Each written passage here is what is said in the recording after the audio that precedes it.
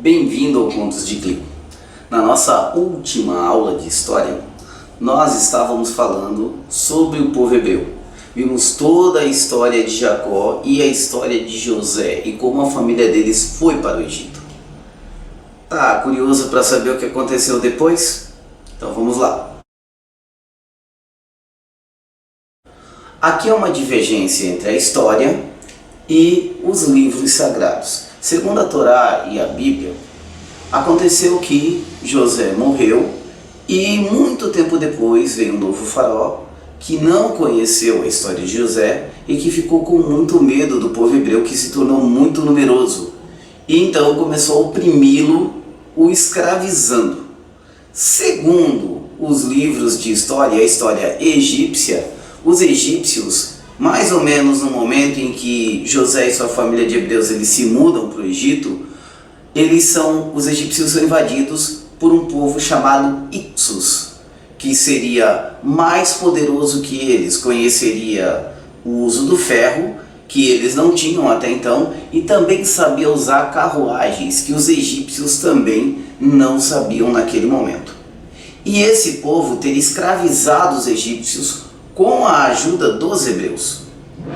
Então, quando eles se libertaram deste povo, muito tempo depois, eles expulsam e matam os Hyksos, e os hebreus eles escravizam, como uma forma de se vingar pela escravidão que os hebreus teriam junto com os Hyksos imposto a eles. Claro, cada um tem liberdade para acreditar na sua versão. Só queria apresentar as duas versões aqui. O fato é que os egípcios passaram a escravizar os hebreus. E isso, claro, não ia deixar Deus nem um pouco contente. Mas por mais que eles escravizassem os hebreus, eles continuavam aumentando sempre em número. E então os egípcios tiveram a ideia de começar a matar todos os meninos que nasciam. Porém, as parteiras hebreias davam um jeito de deixar a criança nascer e dizer que quando elas chegavam, a mãe já tinha dado à luz aos filhos, até que o faraó tomou uma medida extrema. Mandou matar todas as crianças com menos de um ano que estivessem no Egito. Todas as crianças que fossem meninos. Assim ele garantiria que não iria mais nascer, porque não haveria mais cruzamento entre hebreus, meninos e meninas, e a população ia começar a diminuir. Mas um desses garotos iria ser salvo, segundo a Bíblia, por Deus, segundo a história, pelo acaso ou pela inteligência da sua própria mãe. O nome desse cara é Moisés. Com medo, então, de que Moisés pudesse morrer, sua mãe coloca ele numa cesta de vime e lança ele no rio Nilo. E a própria filha do faraó o encontra e resolve então criá-lo, e ele é criado na casa do faraó. A irmã diz que conhece uma ama de leite que por um acaso é a própria mãe dele. Então ele tem a família do lado, meio perto, mesmo que tendo como empregados. Moisés cresce, mesmo ele estando muito parecido com os egípcios, ele sabe que não é egípcio. E quando ele começa a ver o que acontece com o seu povo, ele se irrita e acaba matando um dos guardas egípcios. Assustado, desesperado, sabendo que o seu povo não vai dar guarida e que os egípcios agora vão querer matá-lo, ele foge para o deserto. E lá no deserto, ele vai parar no Monte Sinai, o Monte Horebe, neste momento. Se casa e fica vivendo como um pastor. Até que um dia, muito tempo depois, ele está pastoreando algumas ovelhas e de repente ele vê algo que o intriga. Tem uma sarça, que é uma árvore seca no meio do deserto, pegando fogo. Até aí, nada demais. Árvores muito secas no calor do deserto, às vezes pegam em combustão espontânea. O problema é que a árvore queimava, mas ela não virava carvão, não se consumia. E isso estranhou Moisés. Quando ele resolve ir ver, uma voz falar com ele para tirar as sandálias, porque o lugar onde ele está pisando é santo. Seria a voz de Deus dizendo para ele que ele teria sido escolhido para salvar o povo dele, que ele deveria voltar e que Deus iria dar tudo o que ele precisasse para tirar os hebreus do Egito e levá-los mais uma vez para onde? Para a terra prometida, é claro. Então Moisés volta ao Egito. E é claro que o faraó não quer escutá-lo. Moisés fala com ele e o faraó rejeita as suas palavras. Ele pede, como já tinha pedido antes a Deus que o ajudasse, que o seu irmão Arão, que sabe falar melhor, converse, mas o faraó também não escuta. Isso o próprio Deus já teria avisado a ele. Então ele faz conforme Deus havia ordenado. Ele toca com a sua vara no Nilo e todo o Nilo se transforma em sangue, todos os peixes morrem. E isso seria a primeira das 10 pragas que ele vai jogar no Egito. Cientificamente, já houve vários filmes, por exemplo, A Colheita Maldita, onde tentam reproduzir as 10 pragas do Egito como uma sequência de fenômenos naturais possíveis, dizendo que então talvez houvesse uma coincidência entre um desastre natural pela exploração do Egito na época com as atitudes de Moisés. Será que houve? Será que não? Fica aí uma dúvida.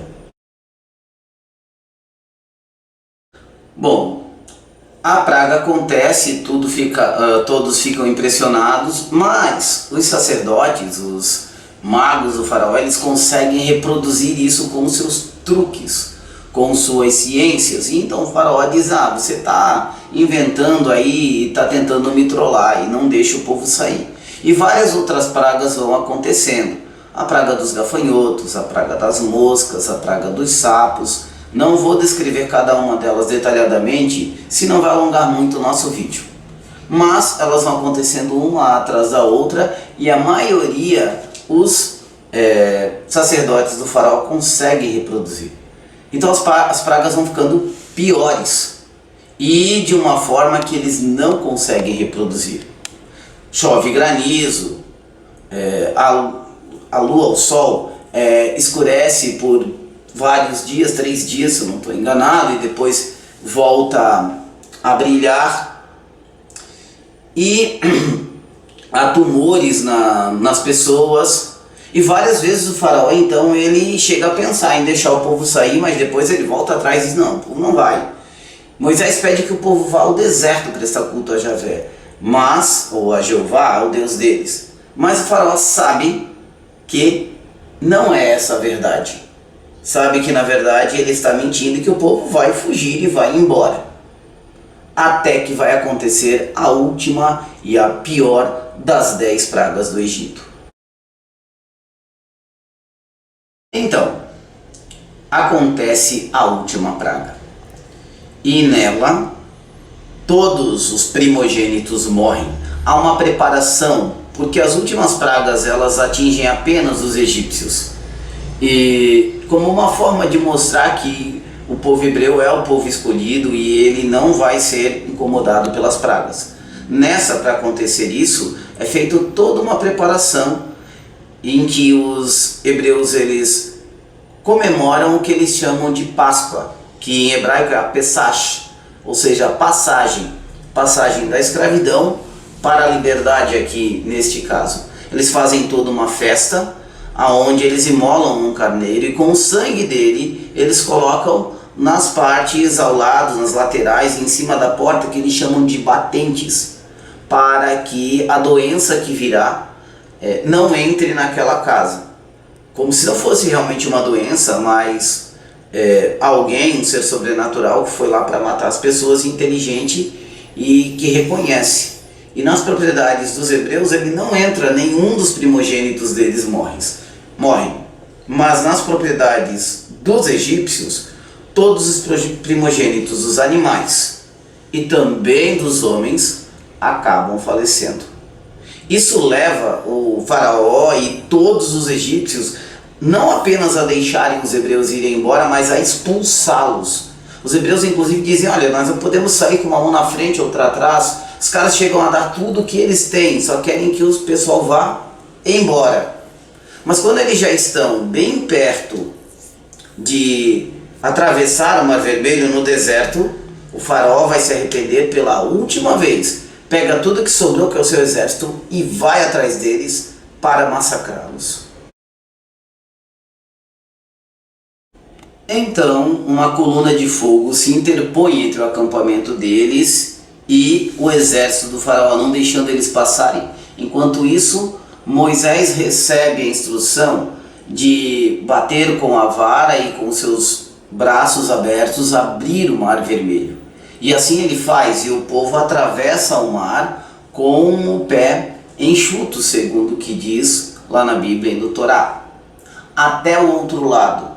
Logo depois o faraó e seu exército vêm atrás e Moisés fecha o mar, que acaba afogando todos os carros e os cavaleiros. Sobra o faraó, o seu general e alguns guardas que não têm coragem de ir. Aqui de novo nós temos uma contradição entre religião e história. Segundo as ciências, a história, a geografia, existe uma época do ano em que o Mar Vermelho ele fica tão baixo que é possível as pessoas atravessarem a pé. Isso explicaria como os hebreus atravessaram ele, sim. Até porque o pé enxuto pode ser um exagero na escrita. Porém, como explicar que esse mesmo mar que uma pessoa consegue atravessar andando, engoliu e cobriu e matou afogados carros com cavaleiros logo depois? Essa é a parte que não faz lógica, né, nessa história. E então Moisés e o seu povo chegam à sua terra natal, onde estava sua família, o Monte Horebe, que a partir daí passa a ser chamado do Monte Sinai. E então, o que será que espera o povo? Como ele vai se comportar? Como serão os próximos eventos? Isso tudo nós vamos ver na nossa próxima aula de história. Não se esqueça de se inscrever no nosso canal para poder acompanhar. Ative as notificações no sininho para poder estar recebendo sempre os nossos vídeos assim que eles saírem. Deixe o seu comentário aqui embaixo, o que você achou, que outras sugestões de vídeos de história você gostaria, e deixe o seu like, isso ajuda muito o nosso canal, ok? Até o próximo vídeo.